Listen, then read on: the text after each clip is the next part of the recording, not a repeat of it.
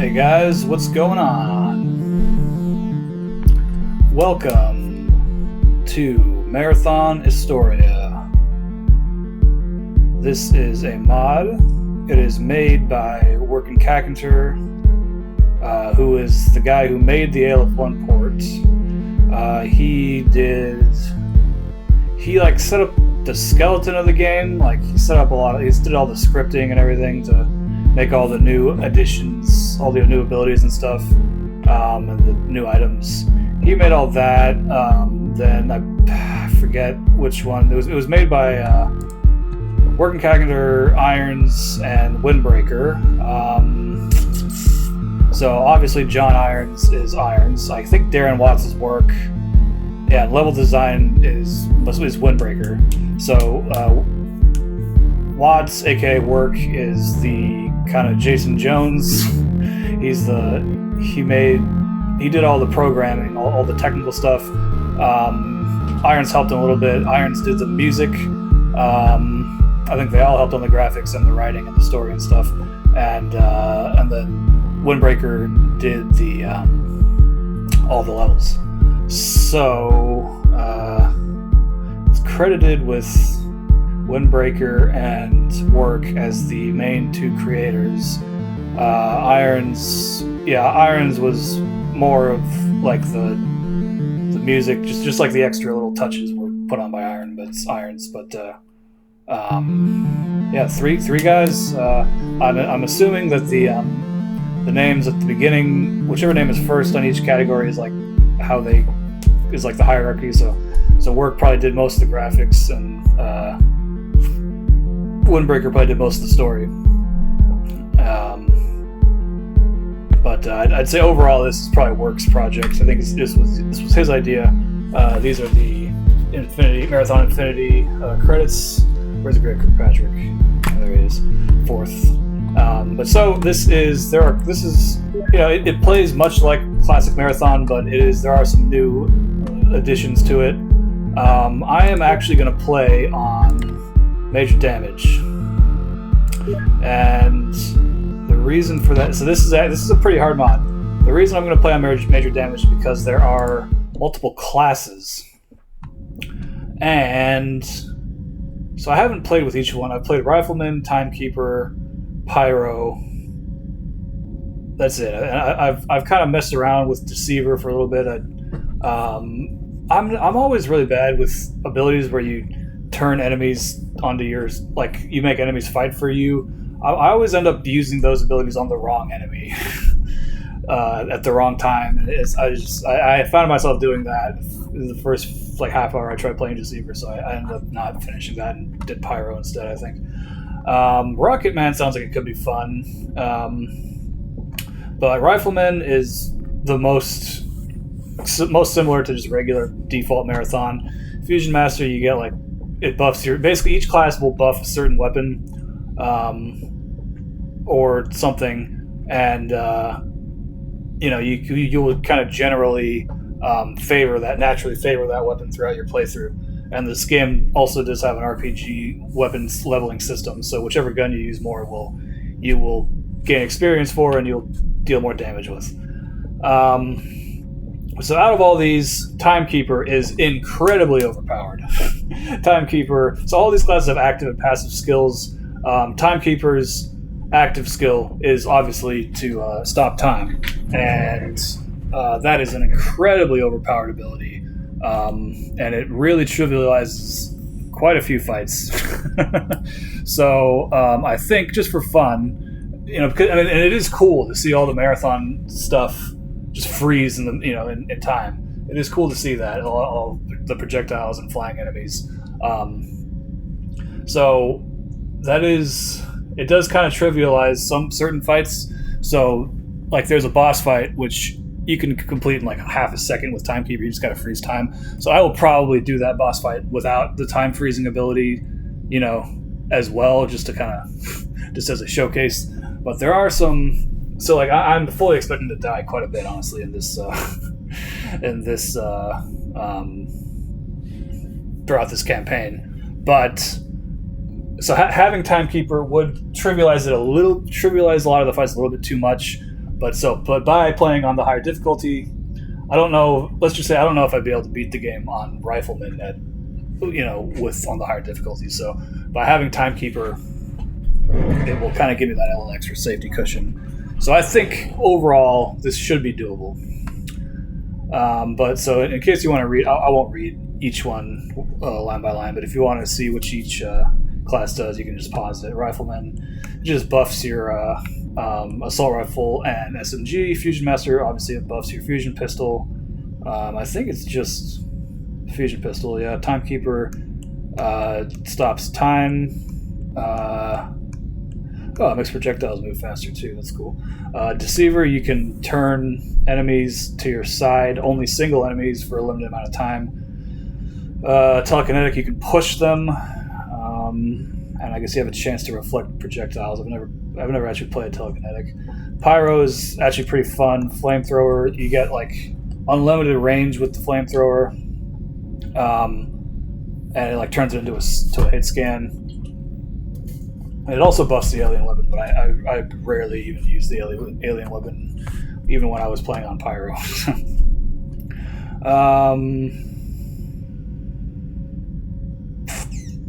And then Rocket Man. This one's. I was kind of considering maybe I should play the game as Rocket Man, but I think it'll be more interesting to play at a higher difficulty with the most overpowered class. So that's what we'll do. So once you select your class, you immediately start.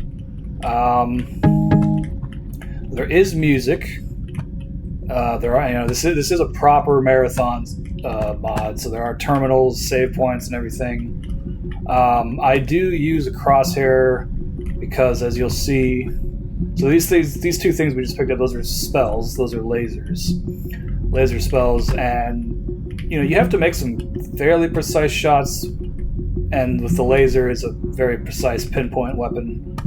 I just find it's incredibly helpful to use the crosshair in this game, especially, even compared to the vanilla games. But for whatever reason, this mod does not have the crosshair that the other games have, like the crosshair that changes with each weapon. So I just kind of did my best to make an approximation. So this is each weapon will have the same crosshair. But that's just for my own assistance. So it's not going to be too obstructive. So hopefully that doesn't bother you too much. But all right, let's read this terminal from General Sullivan. Welcome to Astoria. I am General Declan Sullivan, and I command all UESC forces stationed planetside and on board our orbiting defense warship, the UESC Tripoli. I think Tripoli.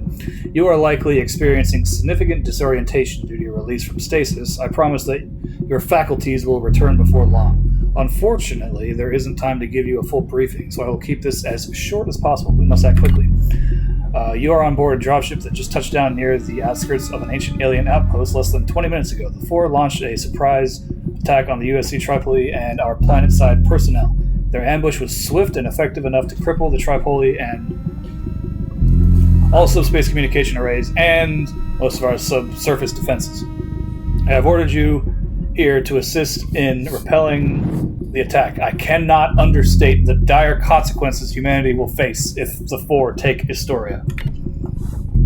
Here we go. You may have already picked up the 2 laser packs in this room. These weapons have been derived and adapted from highly advanced technology left behind by the aliens that once inhabited Astoria. Our scientists have had remarkable success using the BioBus chip framework as a basis for augmenting your suit to utilize these weapons. To be clear, your suit is a prototype, the only functioning one at that. Right now, you are our best hope for survival. While the laser is a fairly conventional, if precise, piece of equipment, there are other new weapons that you will come across that appear to bend the laws of physics when used. Their offensive and defensive capabilities far exceed that of conventional military munitions.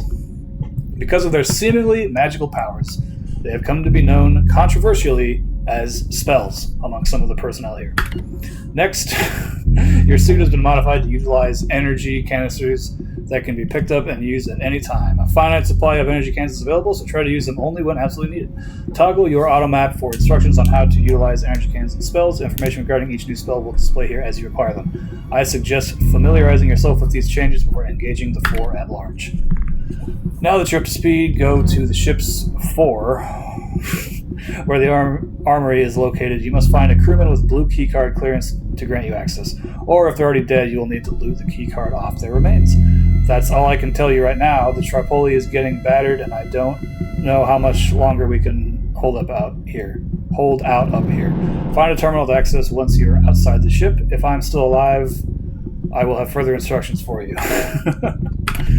Alright. So, wait. You should save it. Alright.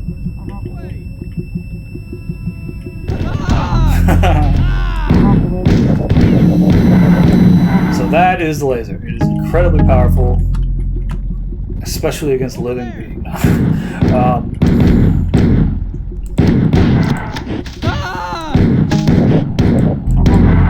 Not only does it kill them very fast, it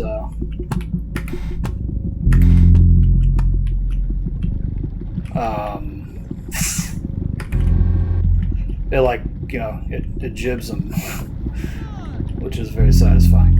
In fact, I don't really know what it looks like when you do it to a bomb. It just looks the same. So,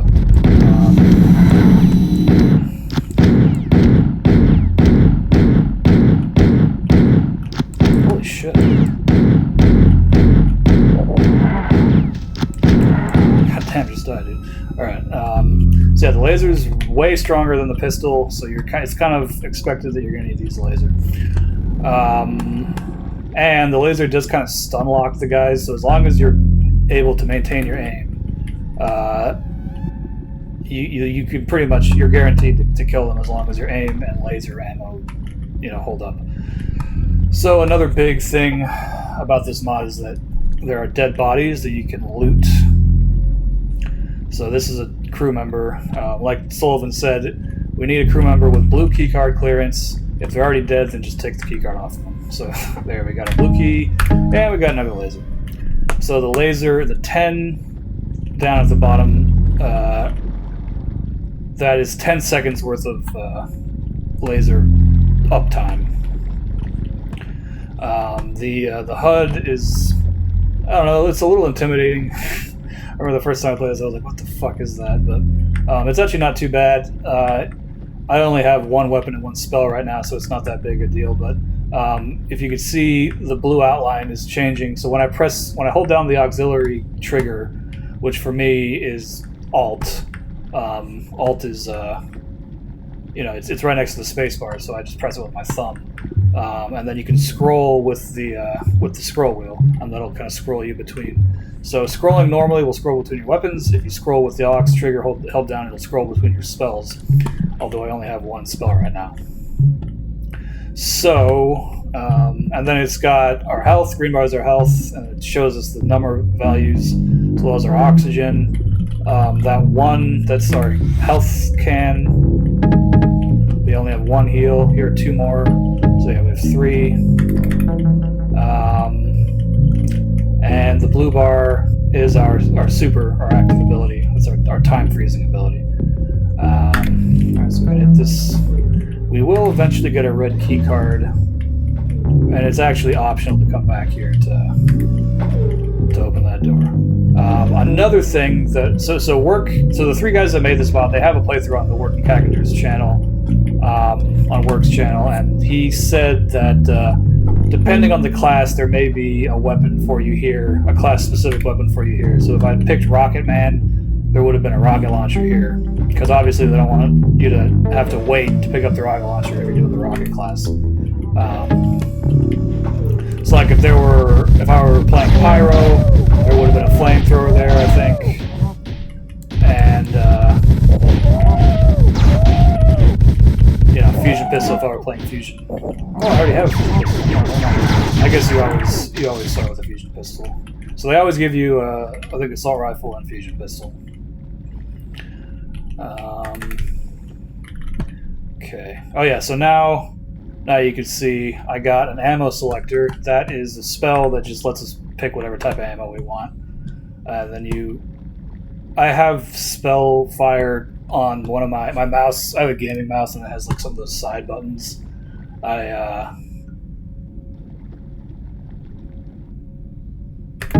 Let's do one assault rifle and one pistol.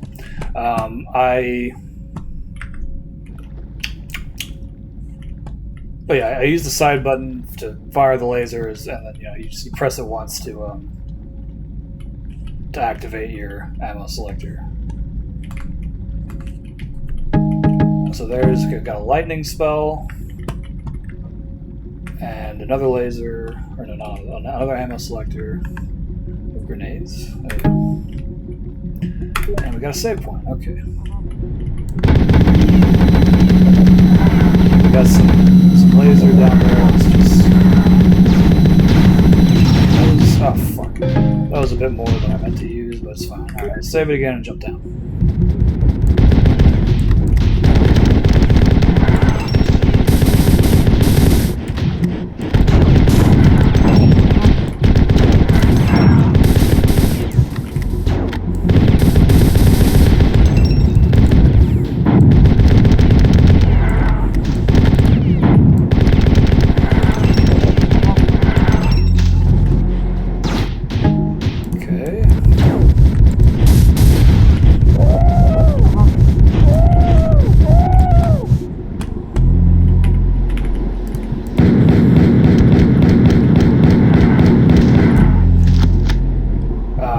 Lastly, the thing in the left corner, those are all the keys that I picked up. So only, as of right now, I've only picked up the blue key, but we will slowly find more keys as we continue. So the best weapon, so yeah, this game has like an RPG weapon leveling system. So as you can see, I'm like halfway through leveling up pistol and the assault rifle now after those last few kills.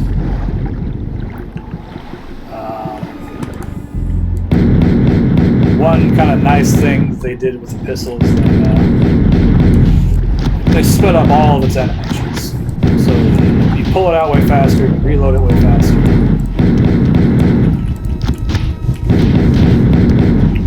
And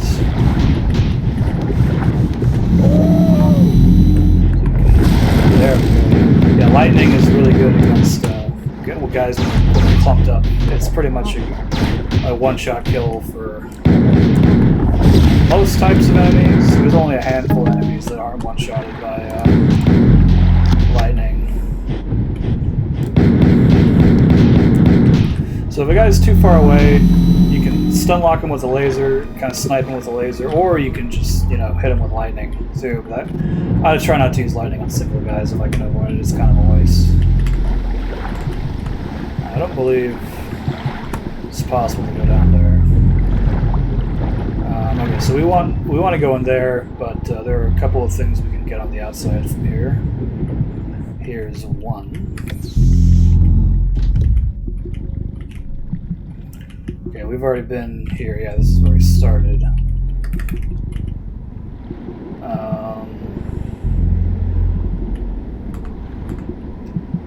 There's another. On the other side, there's something else. Yeah, so I am also using. So for the previous marathon games, 1, 2, and Infinity, I was using software rendering. But since this is a modern game with like modern rendering systems and ray tracing to some degree, I am using hardware rendering OpenGL settings on this, but I have everything set to like the lowest resolution because I don't think this game looks good with HD textures, and I really don't like texture filtering. So this is a little bit less pixelated than the previous games, but I still think it looks fine. It's just the right balance of, and as a result, the overlay map is a little bit more washed out looking. It's like it's not quite as bright, but that's fine. I could have sworn there was another room with like ammo and stuff, like a proper secret, but I guess not. All right, or I just didn't dig deep enough, but that's fine. We will continue.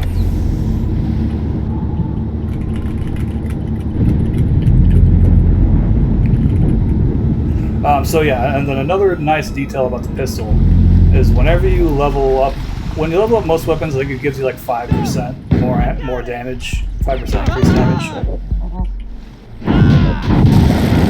There's that. But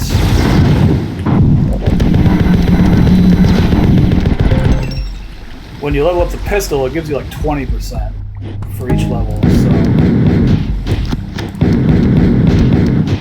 So if you get the pistol up to like level 10, oh yeah, so and then you can also level up yourself. So all kills will give you XP towards your character level, which will buff your passive ability and your health. And whichever weapon you're using will also gain XP on the weapon level XP to give you individual damage increases for that specific weapon. So as you can see, we're pretty close on both the assault rifle and pistol.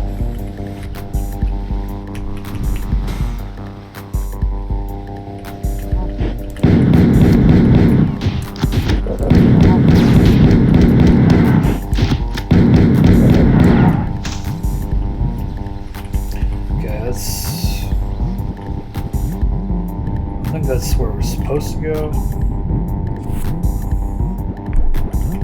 Kind of a cool shot there.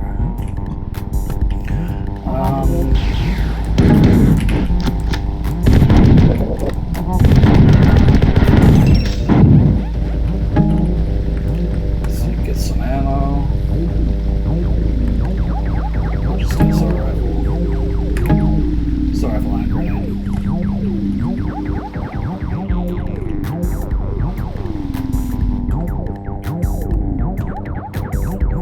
Yeah, okay, this is just elevator that I didn't take earlier. And this just drops down to where we were. I wonder if there's anything. I don't think I can make that jump. It does not look like a make. Oh, fuck it. Nope, okay. We will go back. Let's go back. How long? Let's hit that save. I don't think I actually hit that save point earlier.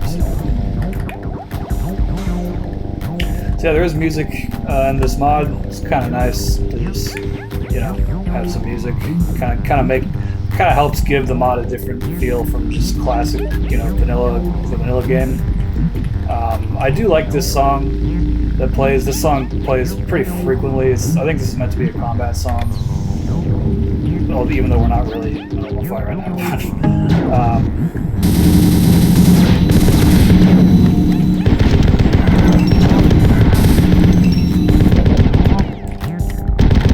However, to be completely honest, by the time you finish this mod, you're probably going to be a little tired of hearing the song. It does play a lot. Quite possibly a bit too much. But it is kind of cool. I think if it were just a little bit more, if there were a little bit more to it than just this kind of repeating the beat, then it would be a more effective as a song. You wouldn't get tired of it quite as quickly, but I do like this. It just kind of gives you the energy to fight these guys.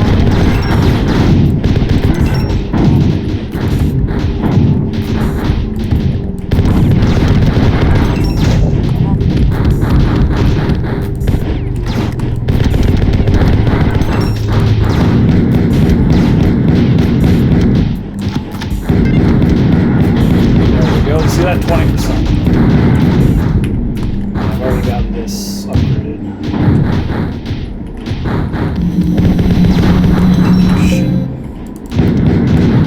health is on-demand use now.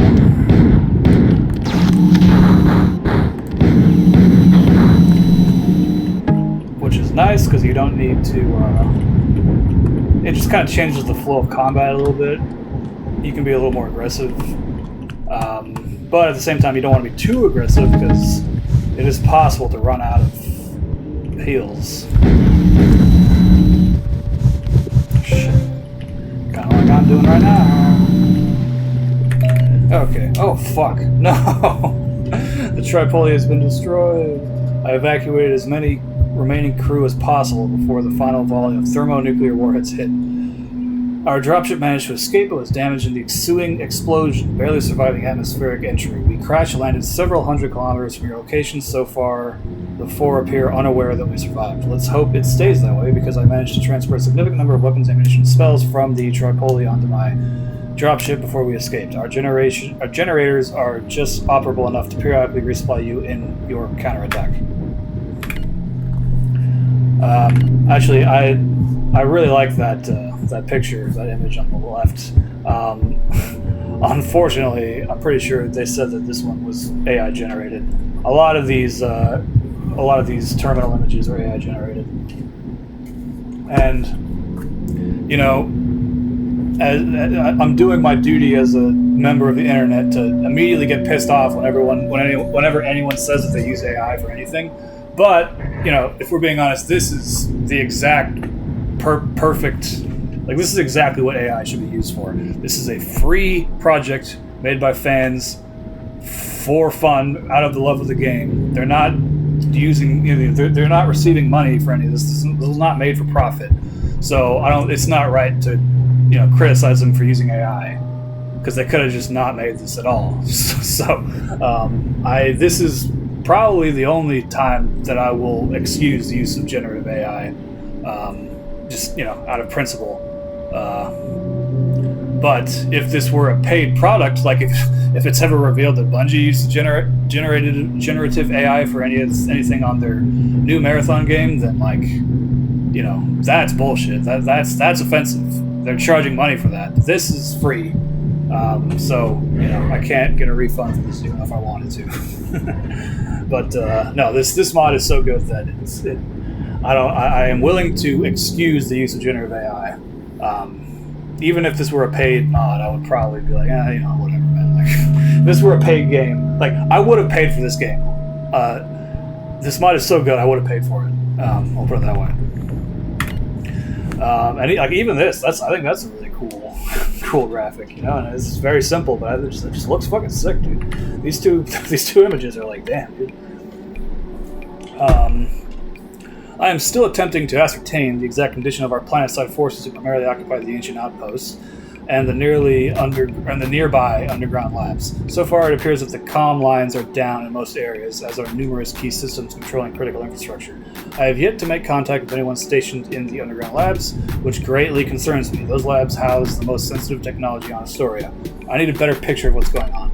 You will explore more of the outposts to assist in my efforts. Unfortunately, I do not have placed enough faith in the current condition of these jump pads to warrant transporting organic matter, meaning you'll have to hoof it the whole way. The passage on the other side of the river is currently inaccessible due to a sealed door. You'll need an uplink chip to engage the door's manual override. One is available in the tower overlooking the landing zone. You just touch down, and once you open the door, proceed upstream towards several nearby structures.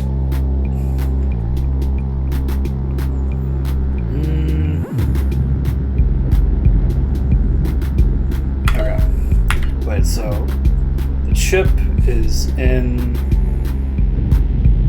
the tower overlooking the landing zone. So I don't think...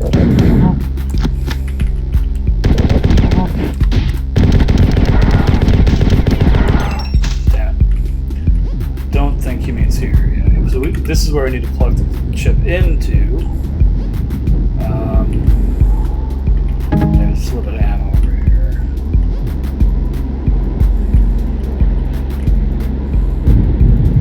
Oh. Okay, I think we can drop down.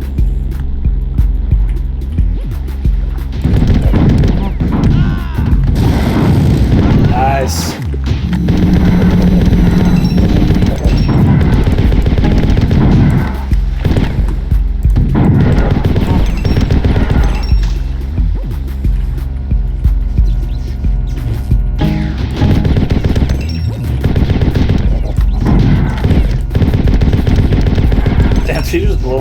trying to kill his own guy with a grenade. That's silly. Okay, there's no crouching. There's no jumping or crouching at this mod.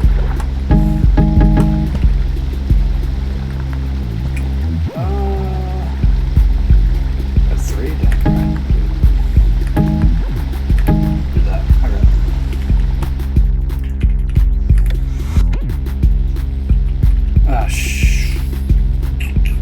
Alright, this is... I tend to get a little lost in this part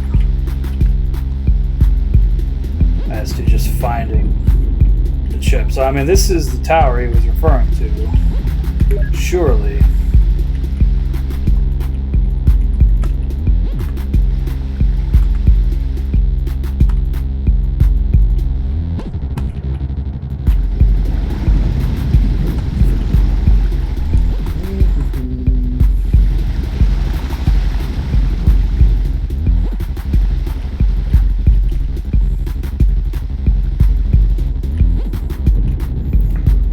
Maybe like a door opened up. Yeah, is it? No, that's where we came from.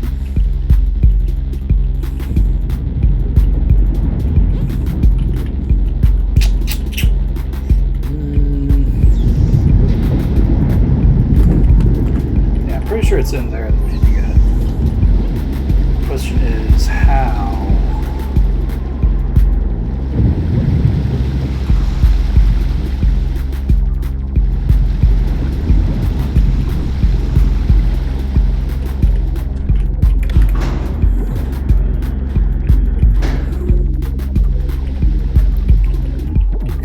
Come on, alright. I can do this.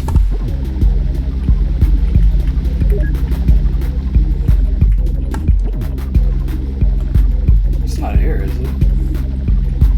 No. What's over here? Nothing. Okay.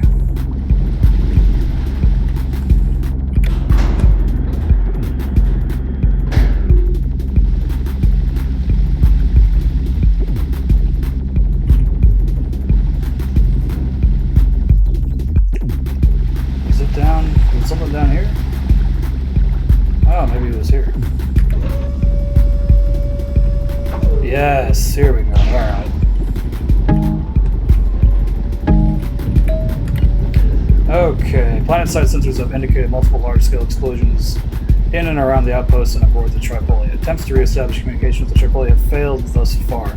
Subsequent reports indicate multiple landing parties launching assaults throughout the outpost. Countermeasures are being taken when possible, though severe damage to communications and defense system makes organization difficult. Radio at 12:46. Let's see, that last one was from 12:41. So 5 minutes later, radio transmissions indicate several dropships requesting landing status in landing zones A through D. Sensors report most ships destroyed shortly after the further communication attempts. 2 minutes later, local sensors indicate one dropship en route to landing zone B. Estimated arrival time is about 5 minutes after that. Okay, 3 minutes later, dropship Kalima D032 approach vector confirmed, cleared for landing at landing zone B. I believe Kalima is the ship that Sullivan dropped down in. 1 minute later, alert 4 infantry have reached the landing zone. All personnel are ordered to arm themselves and prepare for close quarters combat. So this is a good illustration of why terminals need illustrations. These terminals where there's no picture, like the text, it's just it's too much text. Honestly, like, there's one small gripe I have with this game is that the text terminals have the tendency to go just a little too long. It's important to not, make this stuff like, see, these are perfect. The half the screen is taken up by a picture, so the text only has that second half of the screen to occupy. And there are a handful of terminals in this game where there is no picture and it's just all text, and it's a little too much. It's a little too much reading in my opinion. Fuck. That. And where'd this fit go? Oh. Guess he died.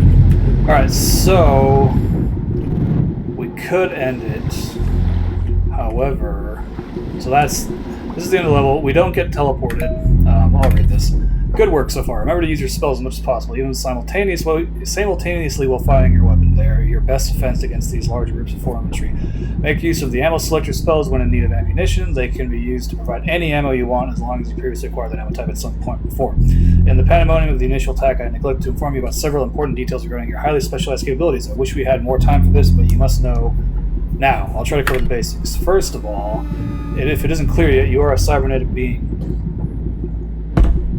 Part human, part machine, inextricably entwined. Much like the spells you use, your cybernetic components are derived from technology left behind here. If you're wondering, you were reanimated here as a cyborg not long after your life was tragically cut short by a horrific accident. You should consider yourself lucky. The horrific accident that cut our life short will be explained a little bit later, actually. You possess unique physical and mental abilities that no other living cyborg is capable of. You will hone these abilities as you fight and become more effective in combat. For instance, your suit will learn how to more efficiently defend against attacks, becoming stronger as you gain combat experience. That's your health increasing when you level up. Your weapon choice also matters. You will quickly become adept at your most frequently used weapons. That's your weapon level increasing. If you haven't noticed, your active and passive abilities are detailed in the automap help display, just as your spells are. In other news, yeah, see how much, just like, even though I think this is probably less text, or it's probably about the same amount. Actually, it's probably slightly more, but it's just like, I'm immediately less excited to read this because there's no picture. In other news, our forces on the surface are mounting a desperate resistance, but in all situations, they are totally outmanned and outgunned. They will be completely wiped out within a matter of days unless we can stage some sort of counterattack. Whatever happens, you will be instrumental in holding off the four for as long as possible. Make your way down the corridor to your right, which follows along the river. I will contact you again once you are further up the stream. So like he said earlier, he's not going to teleport us because their teleporters are like fucked up. So we'll walk through that, and that'll take us to the next level. I don't know where all the secrets are, but I do know where one is. So we will go there. I think I can just make this jump. Yeah.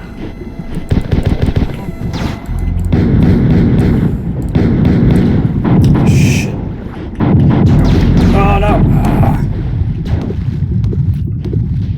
It's fine. So part of this is I think there's an above part and a below part. So I think we can go down here.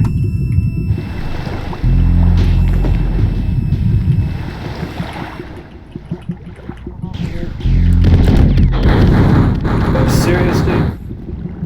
God damn, alright.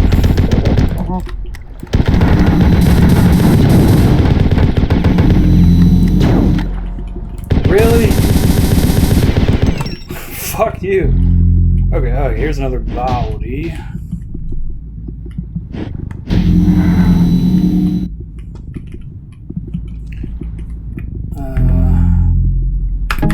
Double lightning, okay.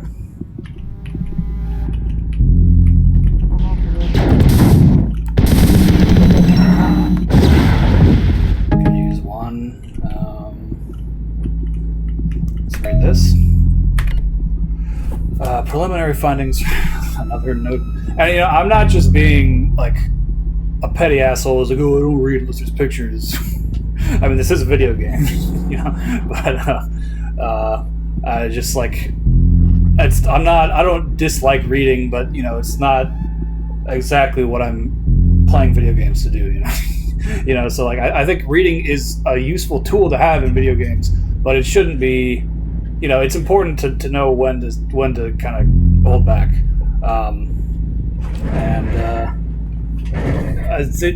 they went a little overboard on some of these terminals, but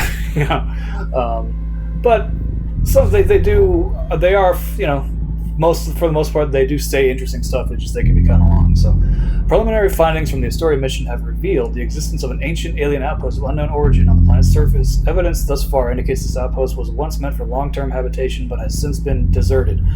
Our archaeology team reports that the outpost's infrastructure is remarkably well preserved and in many cases still functional, likely indicating the planet's prior inhabitants were here relatively recently, perhaps within the last several thousand years. I don't think there is any human-built structure that is 1,000 years old that it still functions. The outpost classification has been chosen due to the localized nature of these alien structures besides maybe like the Roman aqueducts or something, but that's not technology. That's the reason that it still functions, because it was made without any technology. The outpost classification has been chosen due to the localized nature of these alien structures, the total footprint of which can be compared to a mid-sized metropolitan area on Earth or Mars. As indicated earlier, we have yet to conclusively identify the origin of these structures and the aliens who built them. Security clearance denied. Planetary findings follow-up. The archaeology team has spent the last several months studying the buildings and infrastructures that comprise the ISTORIA outpost, built by a species that we now know called themselves the Merak. The team's focus has centered on similarities between Sphit architecture from Milan and Merak architecture found here on ISTORIA. However, it should be noted that no evidence of ISTORIA or the Merak appears to exist in any Sphit records previously provided to us. Oh yeah, and lower.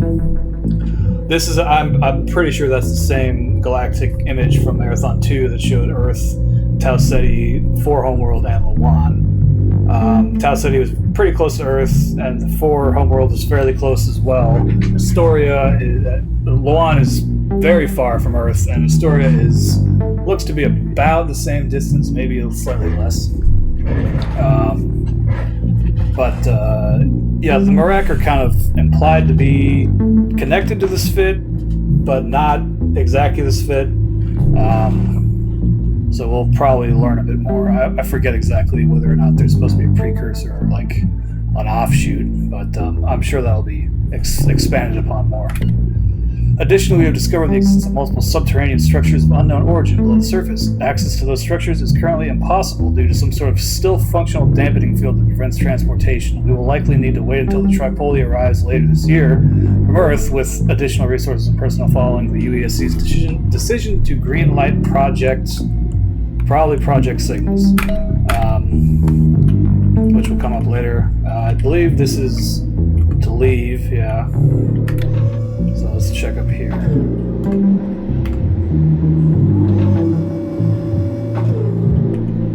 Oh no, okay. Oh no, dude! Oh. It doesn't go back down. God damn it. Alright, we're gonna have to do this the hard way.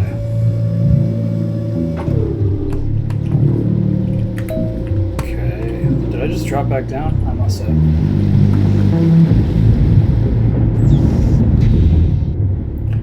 Okay, so it was here.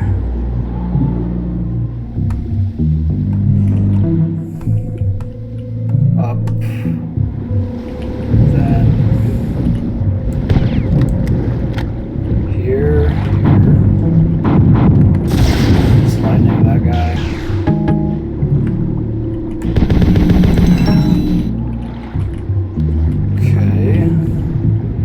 Oh, and then I guess you have to drop down anyways, so alright, that's fine. Here. Already cleared that guy. Alright, let's see what's in here. What? Okay, alright, never mind. This is not what I thought there was another secret room, but that must be farther downstream. Oh, hey, what up, dude? Damn, you can still use the laser on water. Did not want to take a hit there, but it's alright. Okay.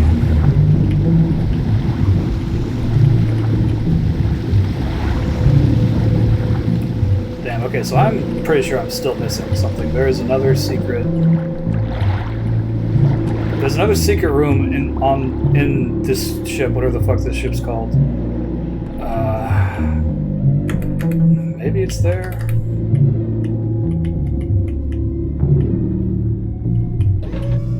It's not just the red room.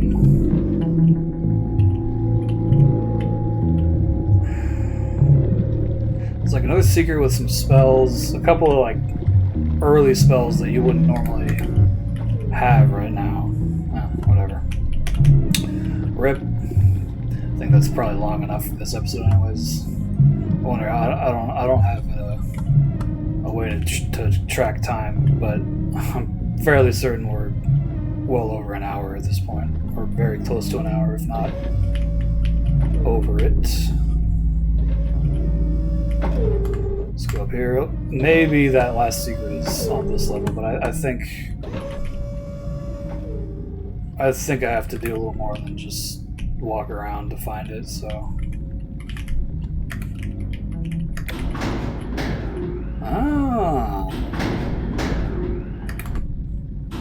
It was here. I'm pretty sure the secret that I'm thinking of will eventually go through here. But we have not found that, unfortunately, so.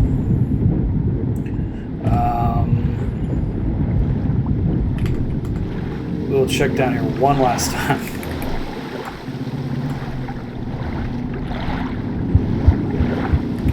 Yeah, it's not, I don't think we can go down here.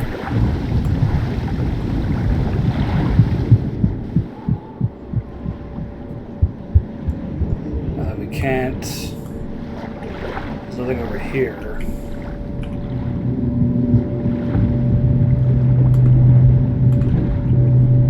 Alright, I think that's enough. We'll call it here. I'll just get back to the exits. Pretty sure this all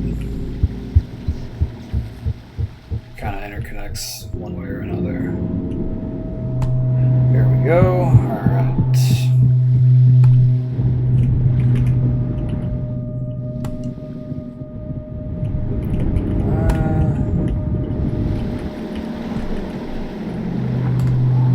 Yeah, and then if we take the string all the way down, it just spits us back out near the dropship. So, all right, yeah, that's going to be it. Thank you very much for watching. Hope you enjoyed. This is the first episode of ISTORIA. This level was called Escape from the Sky, which I actually think is a very good name for a level. We will be continuing. Actually, I think there's a save point. This ISTORIA devs are they were kind enough to just give you a save point right up front, so in pretty much all levels. So yeah, that'll be the end of today's episode. Thank you very much for watching. We'll continue with Upstream in the next episode. I want to say there are 10 levels in ISTORIA. They're all fairly long, you know, so I'll probably just do one level per episode, just that way I don't get, you know, in an effort to not get lost as much as possible.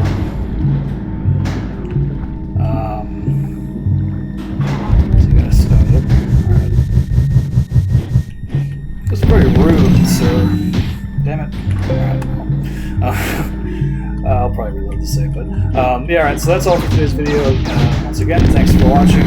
I will see you in the next one. We will continue Upstream, and hope you guys are excited, because this is actually, I've been looking forward to this. I've been kind of like, I mean, I do like playing the original games, but in the back of my head, I've kind of been like, all right, let's get on with this so I can play ISTORIA.